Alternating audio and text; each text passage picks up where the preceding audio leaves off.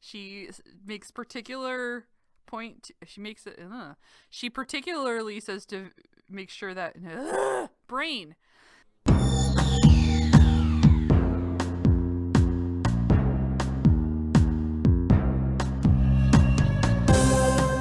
Welcome to Stargatezing, a Stargate gazing podcast. I'm your host, Kathy. And I'm your other host, Mary. And every week, cookies. We discuss an episode of Stargate, beginning with Stargate SG-1. Yay! Apparently, I only sent myself the last page of my notes, though, instead of all my notes. So hang on a second. I'll go and grab the tablet. That's fine. I'll just carry it till the end. Okay, yeah. I think I've got, I have like the last 3 sentences of the episode worth of notes on this page. Excellent. So yeah, you can just do your thing. It'll be great. Right back. Okay. Lost in space. Do do do do do do do do do. Fun assassin killing fun for kicks. I don't remember the rest of the lyrics. Oops. What am I doing? I don't know. What are you doing? I was looking up the lyrics to Fun Assassin because I couldn't remember them, and that song's been stuck in my head for like 2 days. I hate that. Yeah. The only thing worse than having a song stuck in your head is a song stuck in your head that you don't remember the lyrics to. Good times. Yeah. Look me in the eye and lie. I remember that. I don't think I really know that song. Yeah, I don't think it is a well-known They Might Be Giants song. It is a They Might Be Giants song, as of course all it songs is. in my head. I was gonna say, I wouldn't expect anything other than a They Might Be Giants song to be stuck in your head. In fact, it looks like they only released it in like random places, like on an EP, their clock radio, and a couple of podcasts they did. So, excellent. Yeah. It was on, right. Yeah, if you don't, I mean, you should be up on the Spine Source Alone EP from They Might Be Giants.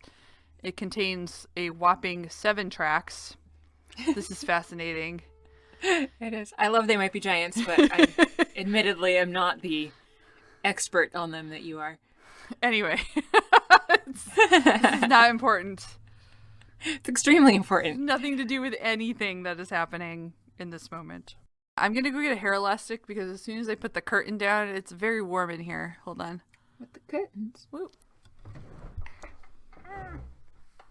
Oh my god, how do I get out of here? Ah! Now that Kathy's away, we can talk about how silly as she is and that she smells. But she has a lot of cute kitties, though, so that's why I keep her around so that I can go and visit her cats. Totally wasn't talking about Kathy while she was gone. Oh, I thought she was back. I guess she's not back. I can keep talking about her. Oh, wait, no, I think she can hear me now, so I'll stop. Kathy? Hello. Hello. Hi. I was definitely not talking about you while you were gone. Oh, good. I was worried about that, so thank you for assuring me that wasn't what was happening. You're welcome. You're very trustworthy in telling me this one specific thing you weren't doing. Yeah. Whew. I am the most trustworthy. You know what? It's time to drink. Yes. I approve. Yeah. What are you drinking today? I am drinking the Fat Orange Cat family portrait once again. Because that is what is in my refrigerator. Fabulous. I am actually not drinking beer at the moment. I am drinking a vanilla cream cold brew coffee, and it is delicious. Oh, nice. I normally just opt for plain black coffee, but I wanted something special today. Anyway, what are we talking about today?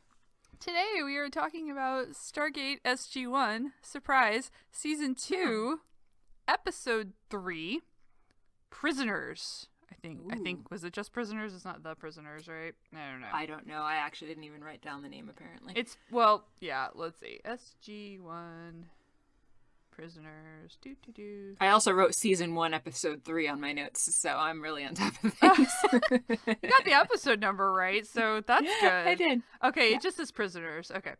Anyway, so we're watching Stargate SG-1, Season 1. No! I blame you for that. That's fair. We will be talking about, there we go, we're not watching it on this episode, on this podcast. We will be talking about Stargate SG-1, Season 2, Episode 3, Prisoners. Yes. We've already watched it. Yes. Now we'll talk about Yes. That's how we do it here. We haven't yet Yep. talked about it, then watched it. Although we sort of It do. wouldn't be very interesting. Yeah, because most of the time I don't remember a whole lot about many of these episodes. Yeah. It would not make a very interesting podcast. Probably not. We're on a planet outdoors in a forest. Surprise. The planet is not Earth. The first It does not seem to be. the first thing they show us is a gross huge spider in a web, which I did not appreciate because There were multiple spiders in it even. I blocked out all the other ones. But that first one, ugh. No thank you.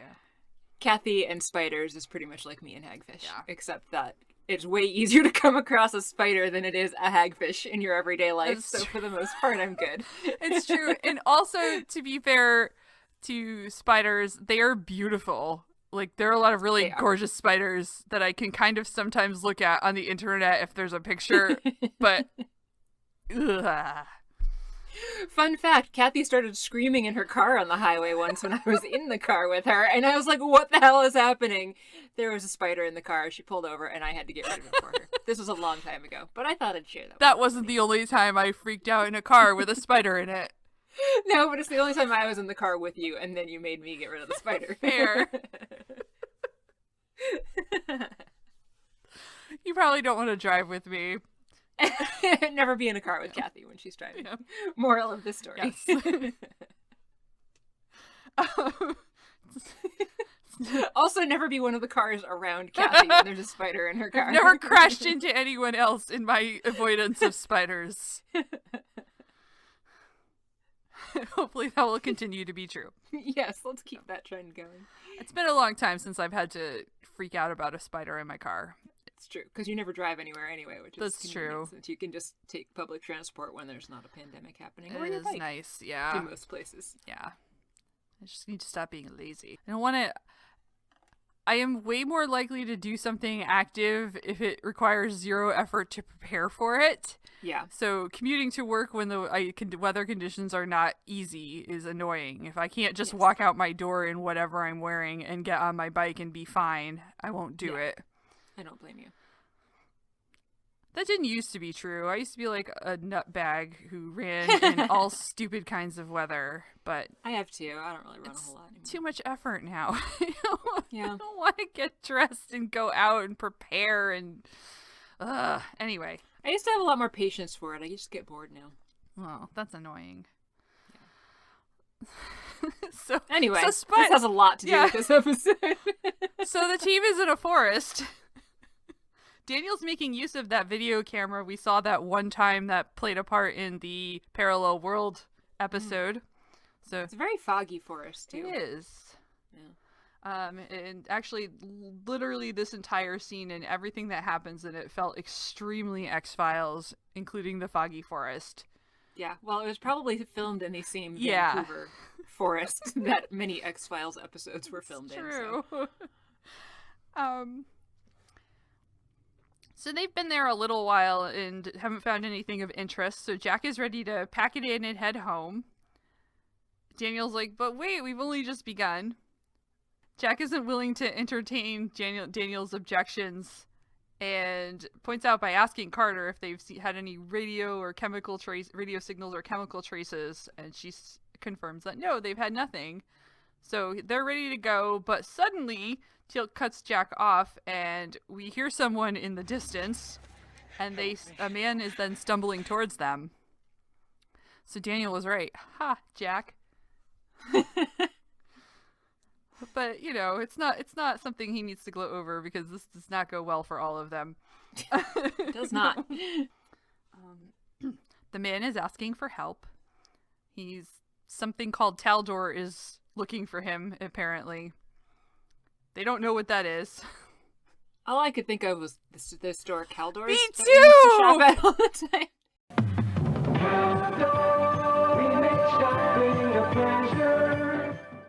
I was just thinking that, and then it made me think of Bradley's and all these stores that don't exist.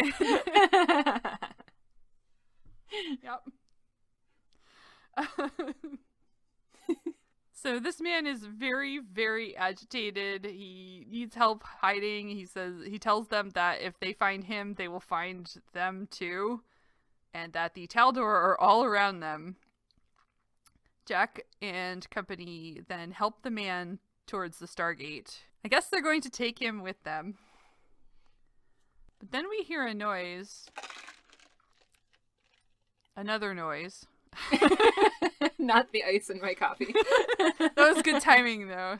It was. Not intentional. So we hear another noise, and the frightened man says that the Taldor has come for them. And then we get a bright light beam down on them, which was very X-Files feeling. It was. And then they're transported to a dark room where a light continues to beam down on them, which also felt pretty X-Files to me. Do you think I'm spooky? The guy they were trying to help kind of starts freaking out and says that Taldor's found them, and a voice tells them that they're all prisoners. And Jack's like, and you are? Daniel suddenly remembers that Taldor means justice, just in case anyone was wondering. He conveniently remembers things at just the right time. Yeah.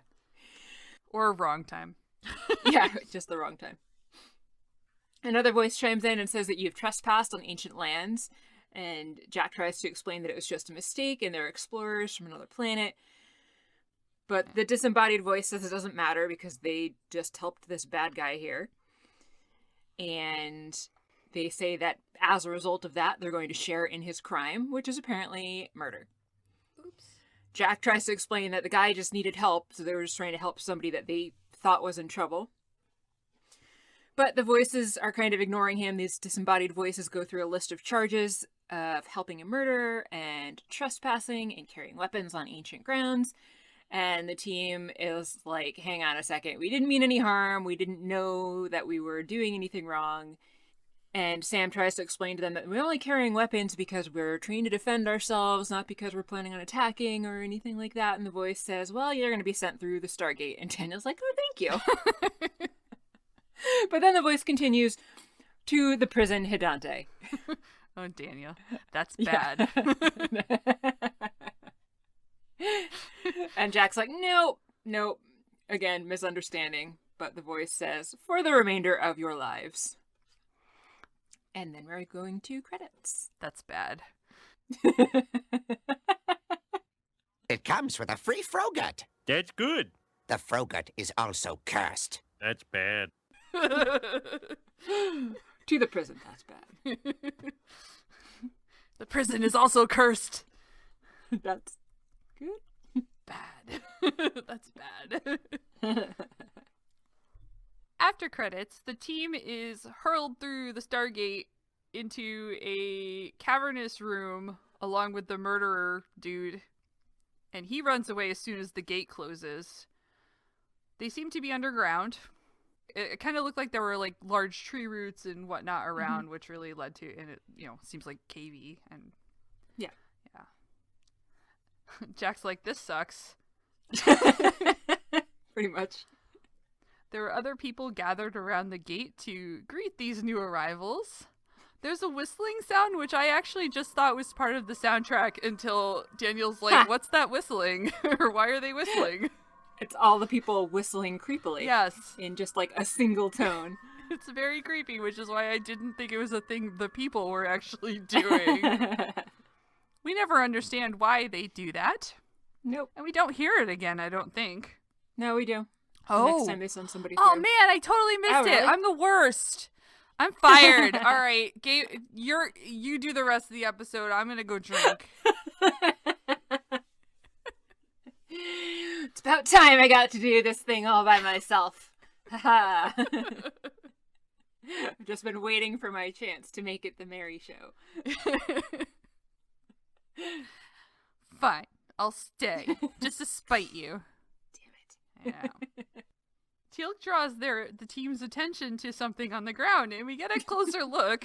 It's a pair of shoes that is steaming because it used to contain a person that was standing there when the gate opened. Are there still feet in it, or is it just shoes? That's the question that I really want to know. I was wondering, I was assuming the feet were still in there because Teal'c mentioned something about the wounds being cauterized. So that's right, he did, yeah. So there's a pair of feet there, which is just awful. Yeah. Daniel wonders why someone might do that, and then a guy hiding near the gate pops out and runs up and grabs the feet shoes. Sam tries to talk to him, but he is not there for that, so he tries to get away, but Sam keeps following and harassing him, promising not to hurt him. But then someone else grabs her from behind. She manages to headbutt him in the face with the back of her head, but that is not enough for him to let go. But then she is saved because someone shouts, I believe, was it Vishnor, I think his name was? The big guy, yeah. Yeah. And so then he drops Sam immediately, and she's ready to fight him, though. Yeah. And this is when that weird whistling finally stops. Okay. It wasn't actually until this woman came up and said, and spoke up that all the whistling stopped. So everyone's just kind of like hanging out and watching and whistling the whole time that the foot theft and attack is happening. It's all very weird. It's a weird episode. A woman who shouted Vishnu's name comes through the crowd to greet SG-1, saying, "You have been sent through the Great Circle and sentenced to life imprisonment for your crimes. I am Linnea." I don't know why I just said that verbatim, but Daniel introduces them all, and I want to just make note, because I don't know why he does stuff like this, but he's like, "I'm Daniel, this is Jack, Captain Carter, and Teal'c. Why doesn't she get a first name intro?" That's bizarre. I hadn't even noticed that, but good call. It's okay, I didn't notice the whistling going on, so... Yeah, that's fair. She's not even the one that has the highest rank, so, like, I could understand even since Jack is in charge and has the highest rank why he'd call Jack by rank, but... I don't know. That's weird. Maybe I have no, but I just thought that was a little strange, but... Yeah. So they thank her for stopping the attack. Linnea makes a general announcement to everyone in the vicinity that Carter is under her protection and is not to be taken by any man. She particularly makes sure that Vishnor understands, and he just kind of grumpily walks away. Sam had said she could fend for herself. She specifically said, "It's all right," which I thought was a really weird way to word that. Like, she's saying that no one can attack you, and you're like, "Nah, it's fine." Yeah. Linnea didn't really mean anything by it, except for that she understands what it's like to be a woman in Hadante. And that was their welcome, basically. She welcomes them and walks away. Yep. Daniel tries to talk to her. He's, "Excuse me," but she keeps going.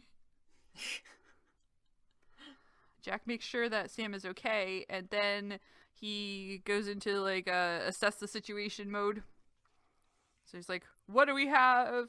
Or no, he says, "What do we need?" What do we have? What do we have? What do we need? Thing that he's done before. And Daniel says a DHD would be nice, which was very reminiscent of the Torments of Tantalus planet, where he's like, "We need a DHD."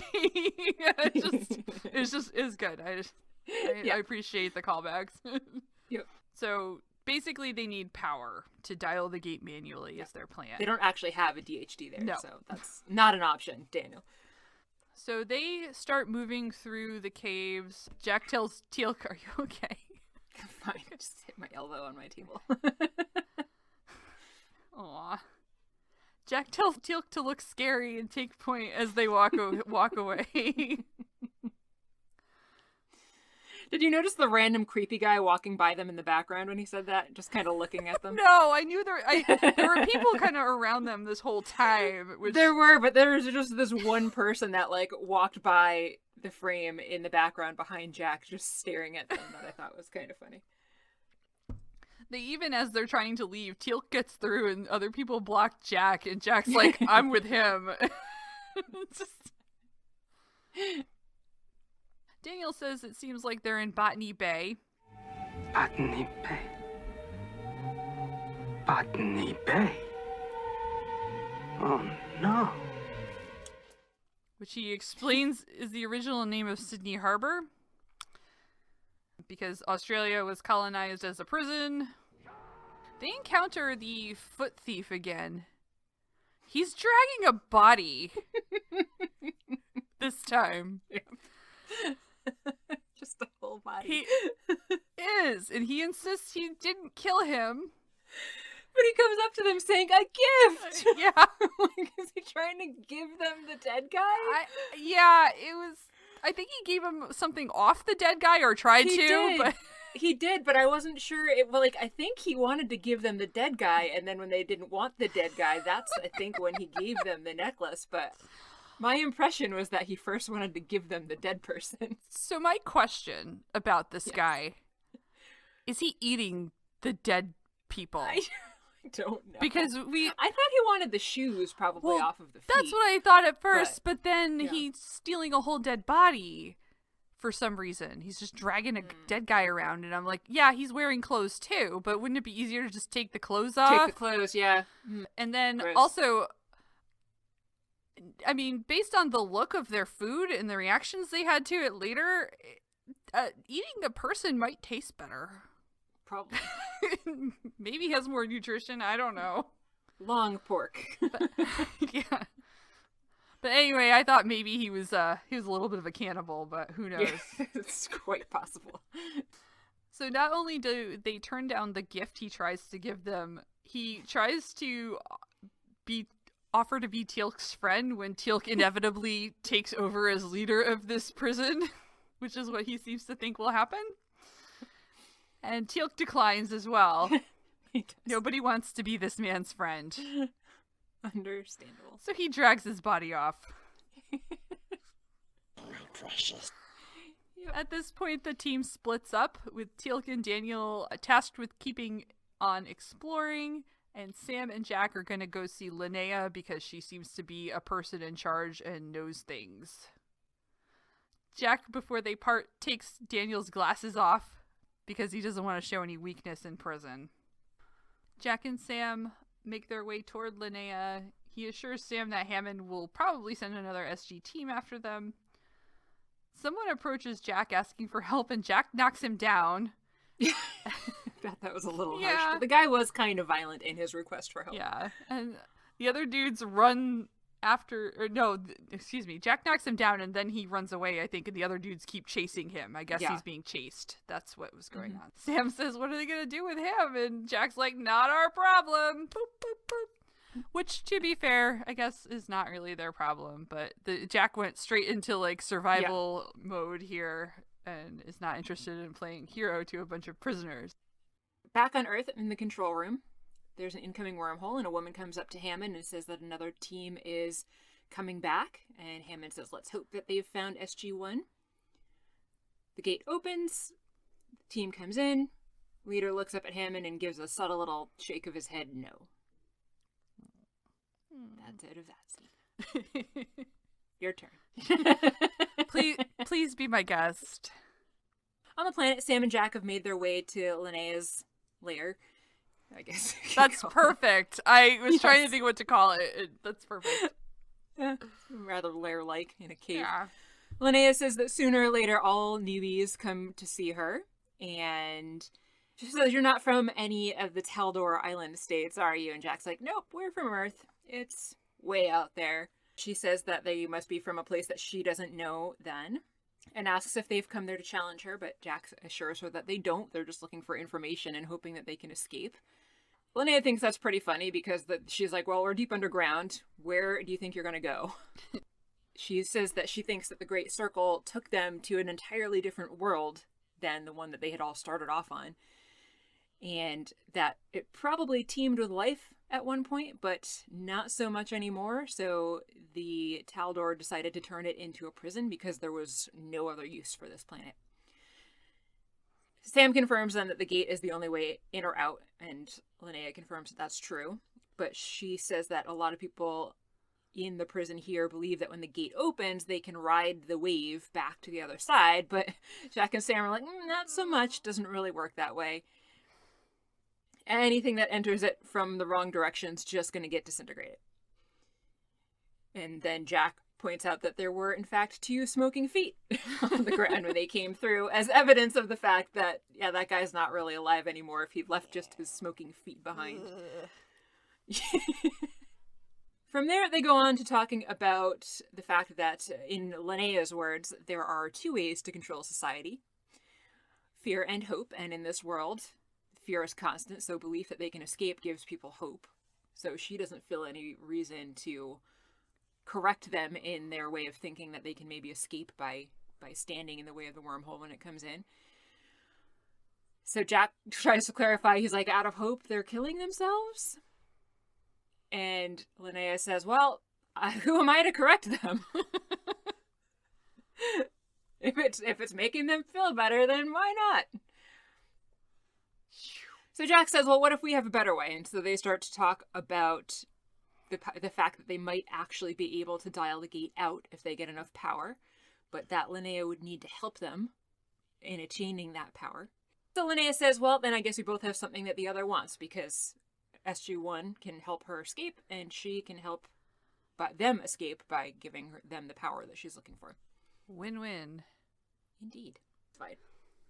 In the SGC, we see a table full of weapons and gear.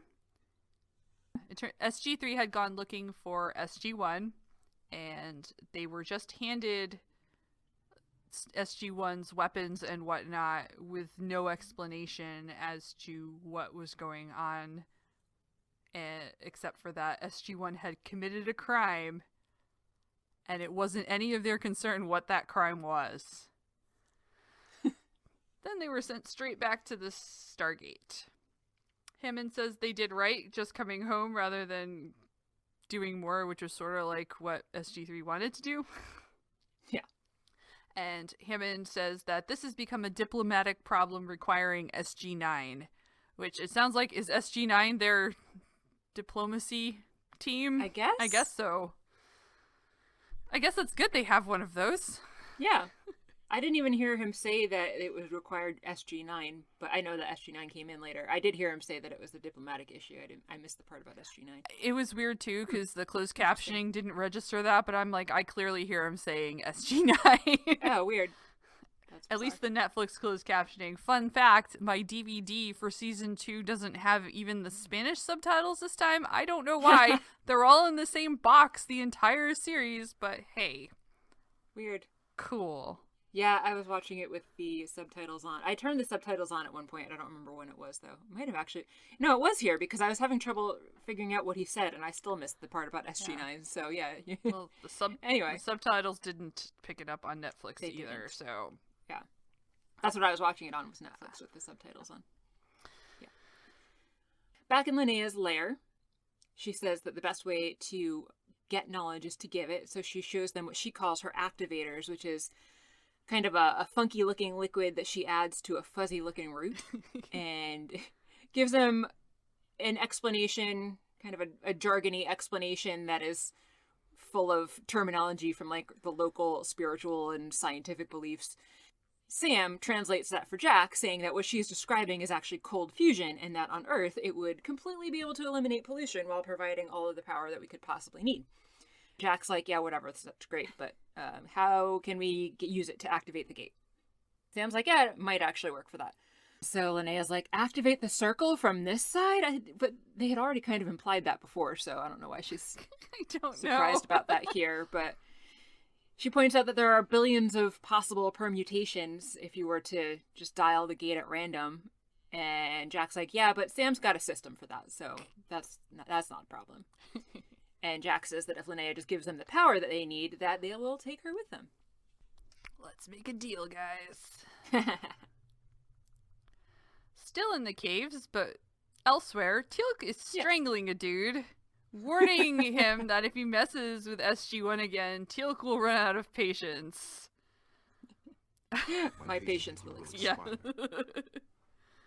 Teal'c lets him go as Jack and Sam join them. Oh, Teal'c. Making friends, are you? Teal'c has found nothing of use, he says. Daniel thinks that this is the ruins of an alien gate terminal predating human civilization, maybe 15,000 years old, with no explanation about how or why he thinks that.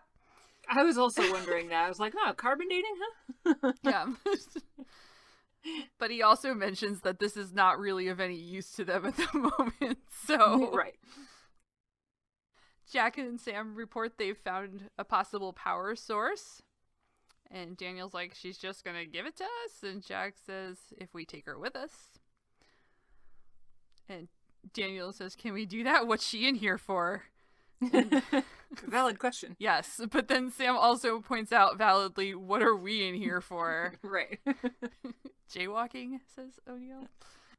Teal'c says that Linnea seems to have earned the respect of the prisoners, and Daniel thinks that they're afraid of her, they're not respecting her. And Jack's like, you've never been in prison. And Dan's like, Dan. Me and my pal Dan. Jack says to Daniel, you've never been in prison. And Daniel's like, and you have. And Jack's like, yeah, actually, though. Did we know that?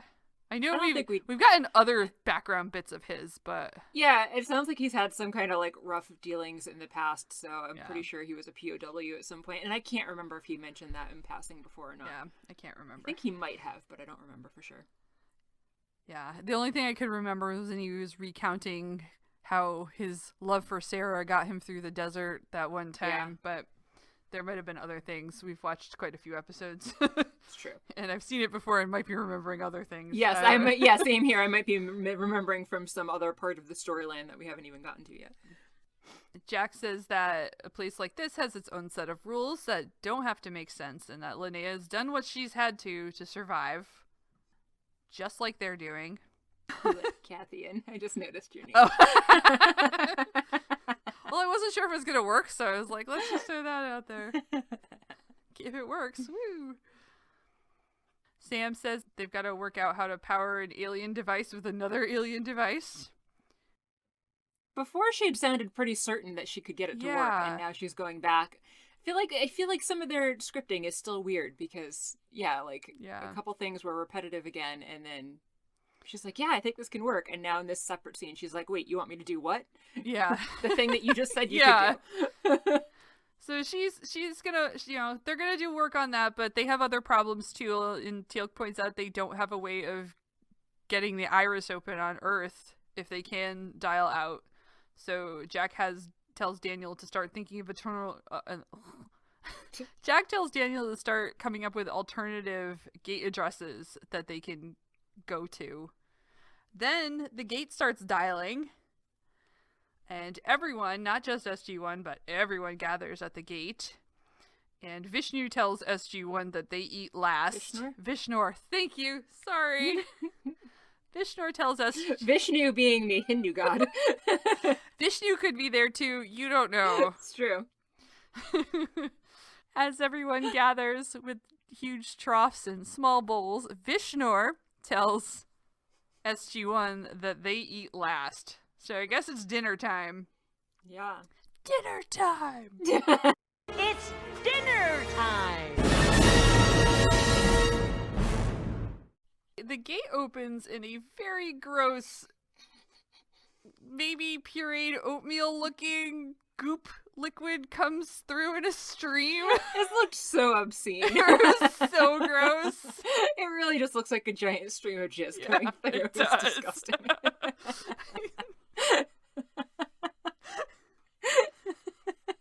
So they catch it all in their vats. Vishnor keeps everyone under control. And then Linnea comes out and she is served first by Vishnor. She leaves and then Vishnor gets himself some food, and then it's a free-for-all. So it really, it's not a system so much as we're the more powerful ones, we get food first, and everyone else is on their own. SG watches as the people grab and go eat their goo. The weirdo with the bodies ushers them over after everyone's left and offers them some slop. Jack takes a bowl, he smells it and is not impressed. He sticks a couple fingers in and tastes it. They're not happy. Sam takes some and tastes it. Doesn't look good. Nobody wants to eat that. And then I was thinking about You see, it's got raisins in it. You like raisins. Thank you! Yes! Oh my god, I even put a link to that clip in my notes because I was like, we need to put that in. I was thinking that too. I have it written in my notes. Yes! In parentheses, it has reasons. You like her. Glad we're on the same page. Yeah. I wanted to see it walk off out of the bowl. Like, I know. Yeah. It was so gross. It looked like the same gelatinous consistency, though. It of was that close. stuff. I think it was the stuff in Better Off Dead was a little more viscous, like it. And green. Yes, and This green. wasn't green. All her food was green. It's true. How do you make bacon green? I boiled it.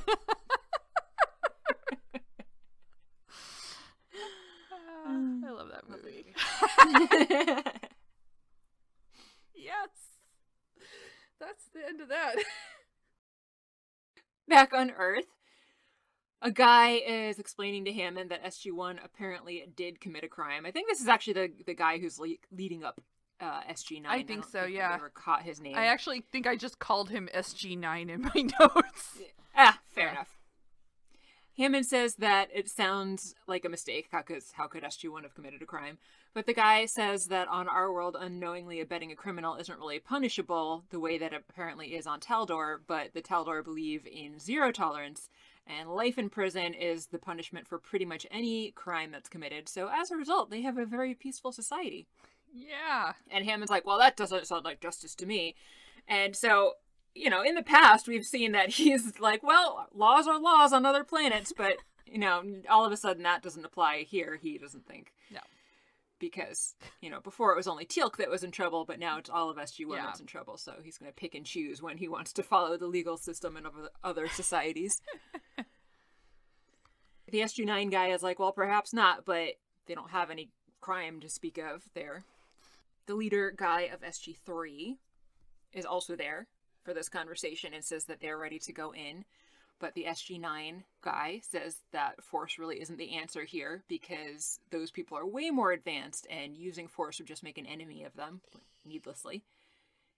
And the SG-3 guy is like, well, they've already made an enemy. And SG-9 guy does not agree with that because he says that they're actually open to relationships with Earth despite the fact that we didn't make a very good first impression on them. And he makes a big deal of the fact that next time they might even show their faces if someone from Earth visits. Oh my goodness. Yeah. SG-3 guy continues to try to argue and is still trying to convince Hammond to let them go back, but because it's not Jack, Hammond doesn't instantly give in. And he tells the SG-3 guy that they're scheduled for another mission for the next morning, and so they are supposed to just stick with that plan.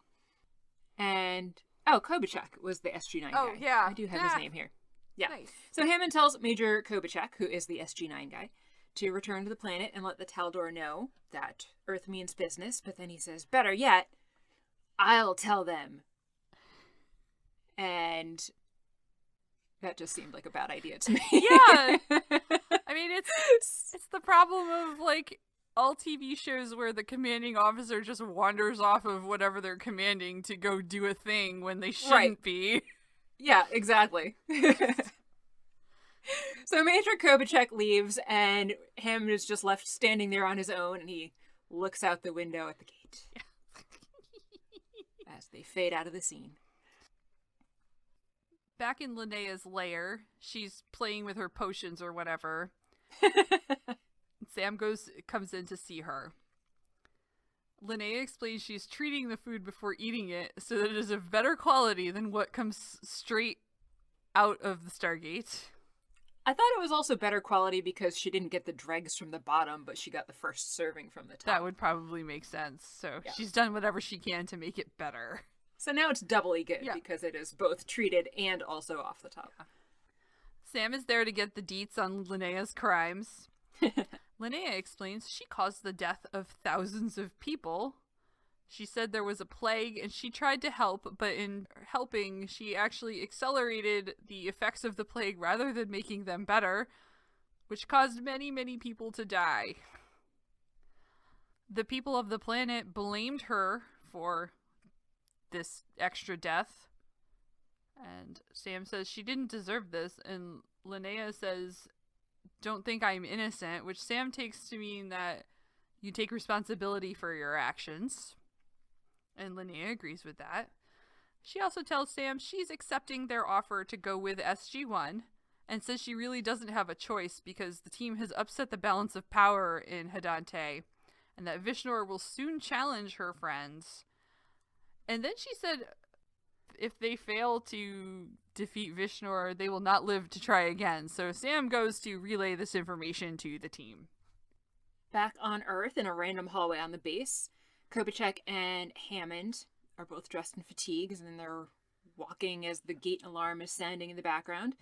Kobachek tells Hammond that they need to hurry because tardiness will be viewed as problematic behavior by the Taldor. And he tells Hammond that when they get through, they'll be sent right to the Talal, which is apparently their speaking area, which is what we actually saw before with all the bright light. And he says the Taldor may or may not show their faces this time, even though he just said last time that he thinks they'll show their faces this time. And Hammond asks why that would be the case, and Kobachek's, well, they're xenophobic and arrogant and narrow-minded and self-centered, and Hammond's like, yeah, I get it, okay, fine. And Kobachek says, but they do want diplomatic contact, even though we've, again, already talked about all this stuff before. Yep. Overhead, a voice says that the special envoy may embark when ready. Oh. And they go up the ramp, and Hammond hesitates, and Kobachek tries to give him a couple pointers of, like, exhaling as you step through and blah, blah, blah. But Hammond's like, yeah, it's fine. I'll figure it out myself. And then Hammond, again, continuing to kind of procrastinate, is like, you sure they dialed the right address? And Kobachek assures them that he did. And then Hammond's like, the things I do for these people. Like, seriously? These people that you are in command of go through the gate on a regular basis, sometimes multiple times a day, and he has to go through it once, and he's like, the things I do for these people, when I have to do the thing that I make them do all the time. Except he doesn't actually even have to do it, but hey. Right. So yeah, this is for sure one of those examples of a leader asking his people to do a thing that he himself is not really that willing to do, and that's not good leadership, Hammond. But he does go through, so... But they do go through. He gets over it, kind of. He does. Yeah. It only took over a year. Yeah. For him to suck it up and go through the gate. Yeah. Back in the prison, Daniel is sitting on the ground trying to figure out where they can go. So he's drawing on the ground, listing out things, and probably doing calculations or whatever they have to do to figure out how to get places. He mentions that Samaria and Chulak are out for reasons. Yeah, I was wondering, I mean, like, Chulak makes sense, but I didn't really understand why they wouldn't be able to go to Samaria. Yeah, I'm not sure. Maybe the Sumerians are angry at them for destroying Thor's hammer, which would make sense, but that wasn't the impression we got when they left, though. Yeah. Sam comes up and tells them that Linnea has taken the deal, and Daniel also says that P3A707 might work, but they might be there a while. Then the gate starts dialing again. Gate dials a lot. The team head to the gate to watch, and there's a group of men standing where there are going to be disembodied feet if they keep standing there. So Daniel jumps in front of them and tries to reason with them, and he's pushed out of the way by one of the men, and they all die as the gate opens, except for Daniel, who was saved by the man Daniel was trying to save. Yeah. Their feet weren't even left behind this time. Yeah. I was specifically looking to see if there was a pile of feet after, and there was not. Maybe it depends on which, like, stair they're on or how close they are. I don't know. Yeah. A man is hurled through, so there's a new prisoner in town. Mm-hmm. And then the whistling started again. And it looks like he's kind of looking around. Vishnor says to Daniel, how dare you interfere with the men who just killed themselves? And Daniel's like, I was trying to save them, and now they're dead. Linnea arrives to tell Vishnor to leave Daniel alone, but Vishnor says that Daniel has challenged him, and he accepts that challenge. Daniel asks Linnea, how can you let this happen? And Linnea says the rules are the rules. Even I have to follow them. Then Vishnor grabs Daniel. And some other men also grab Jack. Sam asks Linnea, please tell them to stop this. And then Teal'c casually comes strolling in finally. And Sam yells to him as she is trying to fight to reach Jack and Daniel. Vishnor is choking Daniel. And then Linnea in the back subtly opens up her palm, and she's got some kind of bling that doesn't quite sparkle. It lights up, but you don't see it, you know. And that takes down Vishnor. Teal'c frees Jack, and Sam reaches to Daniel and checks and says he is he is very alive. No. The opposite of that, in fact. Sam checks on Daniel and reports that he is barely alive.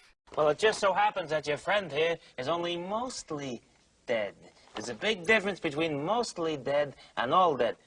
Mostly dead is slightly alive. Which is better than Vishnor, who looks real dead. Yeah.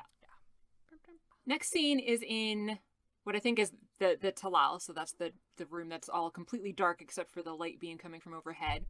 And there's a voice, disembodied voice still, so I guess they decided not to show their faces, telling Kobachek and Hammond that they're most punctual. Kobachek says, thank you.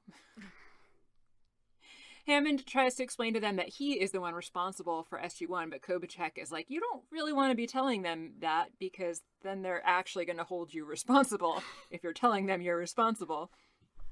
And Hammond's like, yeah, I get it. And I will hold myself responsible and they can hold me responsible. Yeah, that's what responsible means. He says he ordered them there. So, you know, you got to give him props for being willing to take on their punishment. Yeah.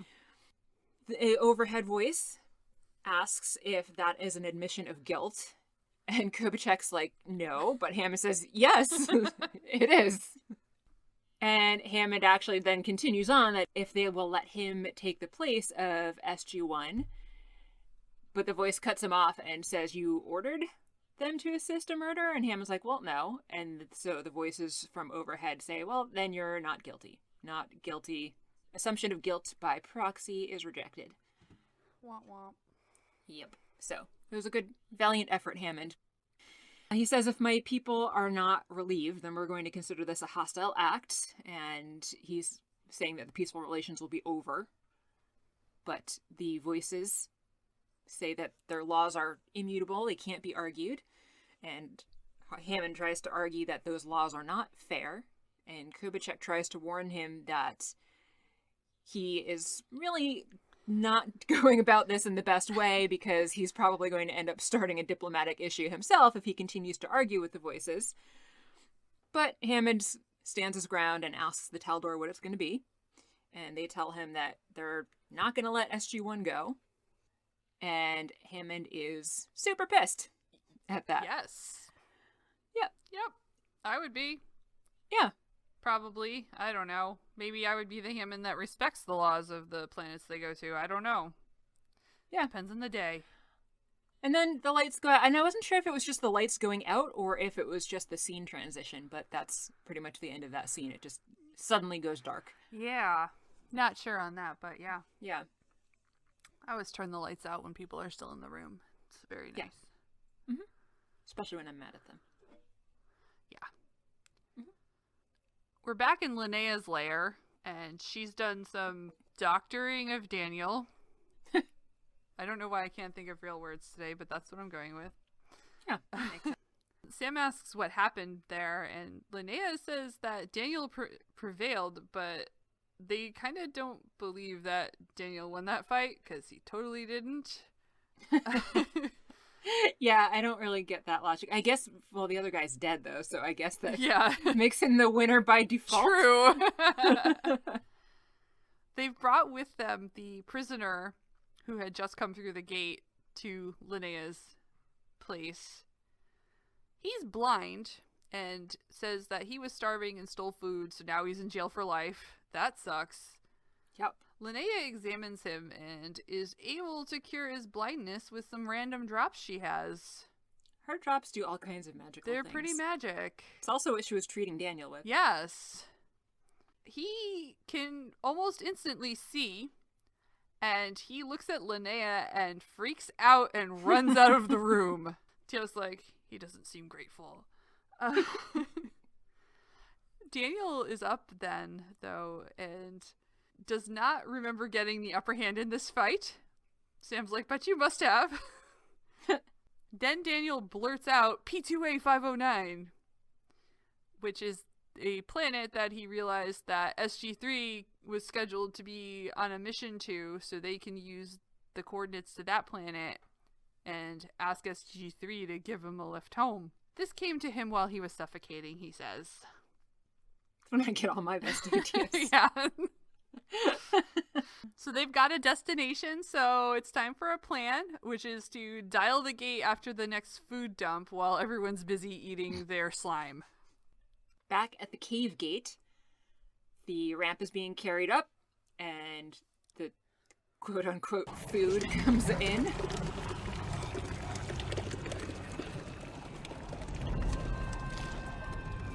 The gate closes. Daniel asks what they're waiting for, and Tilk says that since they believe that he killed Vishnor, they're all waiting for him now because he's kind of the one that's in charge. And Linnea confirms that he needs to be the one that's going to be distributing all the food, so he goes up with Linnea and fills her bowl first. And then all the others try to rush and move in, but he tells them they have to wait, and SG-1 is going to go before them. And so they go up and take their food before he lets the others eat, which I thought was like, why even bother? You're all about to leave anyway, so why bother making this show? What if it didn't letting work, SG-1 though? go first? Yeah. Yeah. Also that, what if it didn't work? It just seems like an odd gamble to be taking for no apparent reason, because while everyone's eating, they're leaving anyway. Yeah. Yeah. So anyway, after everybody gets their food, they leave the gate area, and SG-1 and Linnea connect a bunch of vines to the gate. And Simeon, who's the guy that was blind and is no longer blind, is watching them from a distance. Linnea adds some of her magic drops to the vine and it starts to glow. And SG-1 is then able to dial out and the gate actually opens. Woo! SG-1 and Linnea go through. Some random prisoner calls escape. I think that was Dead Body Man. Okay, I didn't notice that. Simeon also runs and manages to get through. And a bunch of others try to run at the gate as well, but it closes before any of them are able to get there. And they look very sad. Womp womp. It's very sad for them. Yeah. They're living in hell. It does not seem like a pleasant place to No. live. So yes, I would also be sad.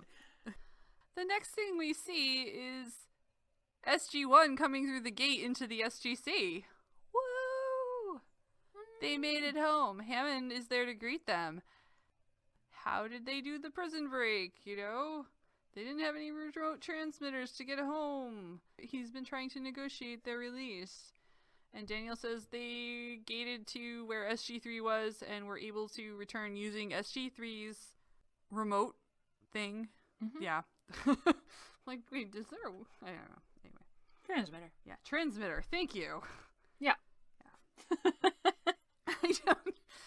Jack introduces Linnea to Hammond, and Sam tells him that they wouldn't have made it without her. And so Hammond says to Linnea, we owe you a debt, and welcome to the SGC. Linnea's looking around and says, I've never seen such a place. It seems alien. And Teal'c says, it was like that for me too, but now it's home. Sam requests that Linnea have quarters at the base and says that we can learn a lot from her. And as she starts to kind of go into some explanation, Hammond's like, well, we'll get to that, but right now, go to the infirmary, get some rest, then we'll talk. Jack thanks Linnea, and they go do their thing. So after that, we are in the infirmary. Sam and Linnea are talking, and Linnea says that they have some kind of device that you can store data in that Sam had been mentioning before.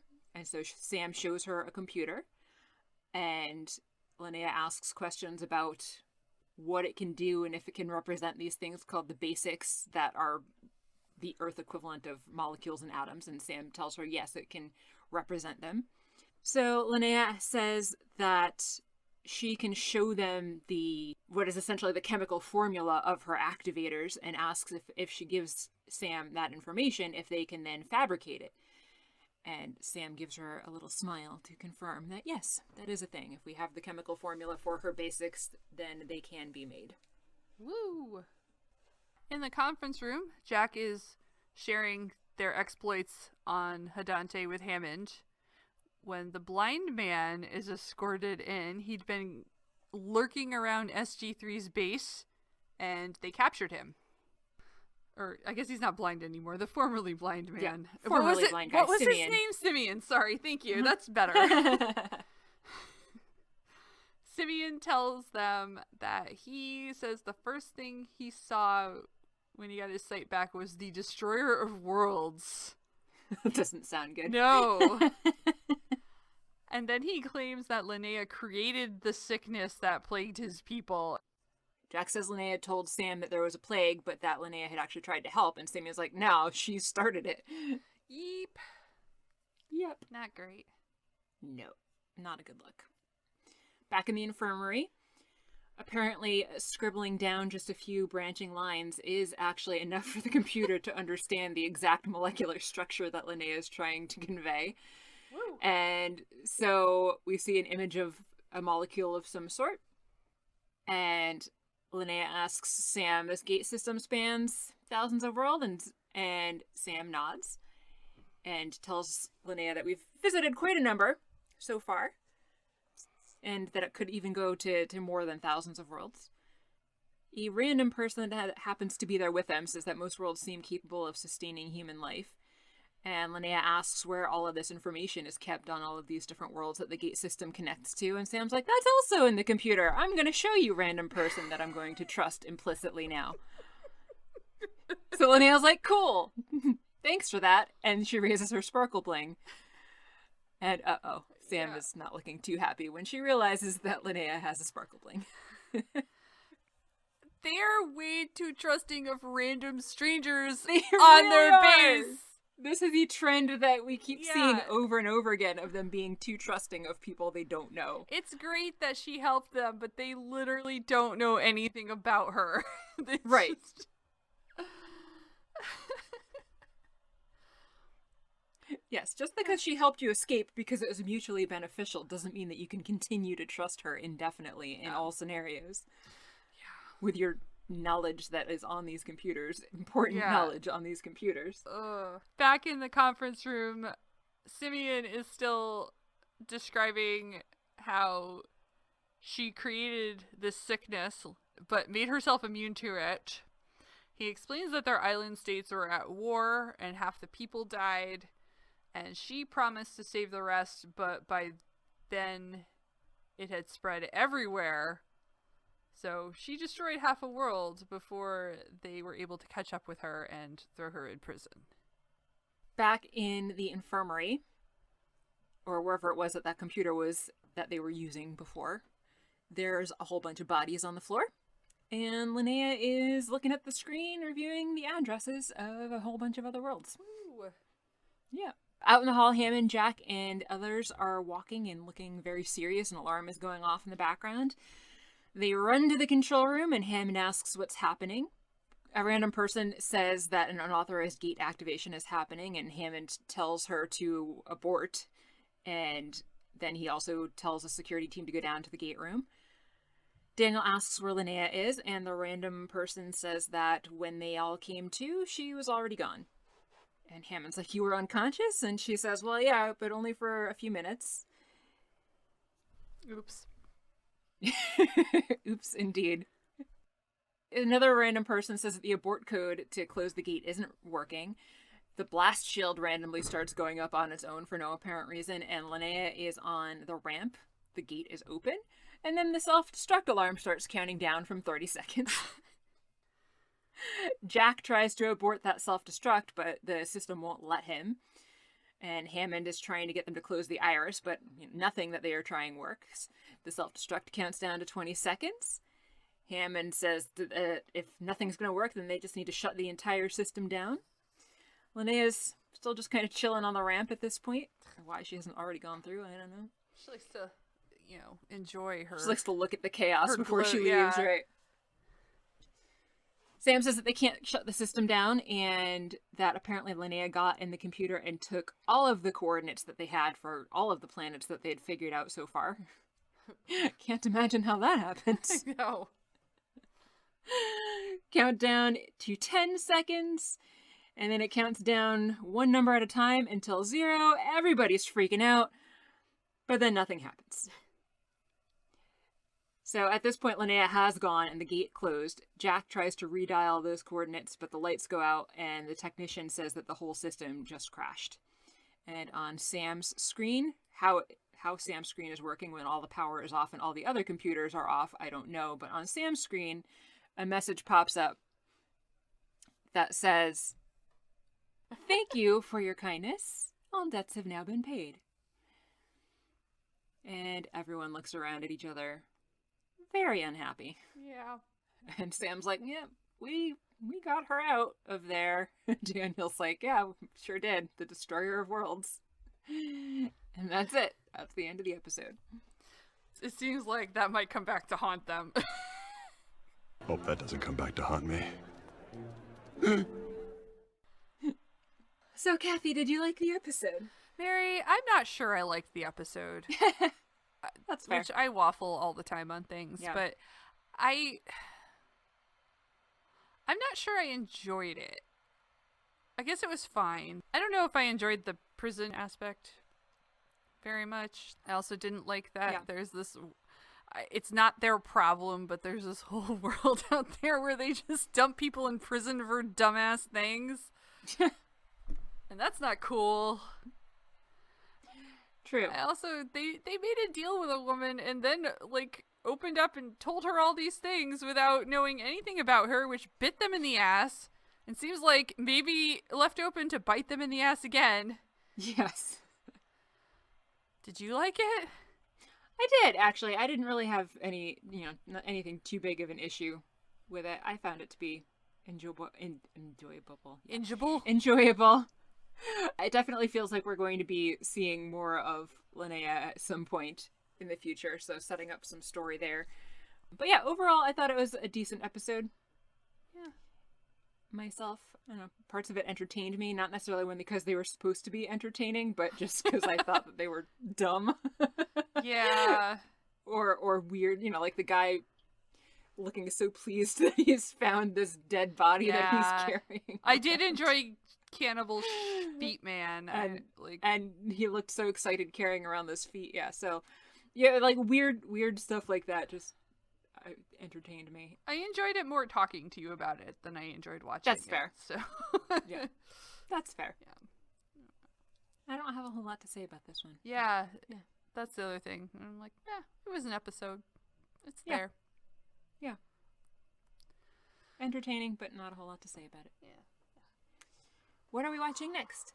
Let's see what Netflix has to say about the next episode. We will be watching SG-1 Season 2, Episode 4, The Gamekeeper. The team discovers a dome full of chambers, each containing an unconscious person. As the team investigates, they're trapped and knocked unconscious. Should we take bets on whether that's the first scene? I have no recollection of this episode at all. I'm not sure. Let's see what the booklet says, just because I got that too. Like to have our options, keep them open. Yeah, that's fair. Let's see. But in this version of the next episode is SG-1 Season 2, Episode 4, The Gamekeeper. Exploring a strange and beautiful garden in a distant world, the team members are trapped, knocked unconscious, and forced to relive their most haunting memories. Now, before they can attempt to find their way home, they must find their way back to reality! Exclamation point. Because it was... I think I do actually vaguely remember that episode, but... Yeah. A whole lot. No. Yeah. Yeah. As always, thank you for listening. If you haven't already subscribed to us, please do so on your podcatcher of choice. We're on just about all of them. Reviews and likes are very much appreciated since they help other people to find the podcast. You can find us on YouTube as well. And if you want to check in with us in between episodes, we are on Twitter at Stargatezing. You can email us, stargatezing@gmail.com. You can check out our website at stargatezing.space. If you're feeling generous, you can also head over to patreon.com/stargatezing and sign up to be one of our supporters. And over there, you'll get early access to episodes as well as some bonus content that is not available to non-subscribers. I am Mary. I am Kathy. And you've been listening to Stargatezing. The end. The end.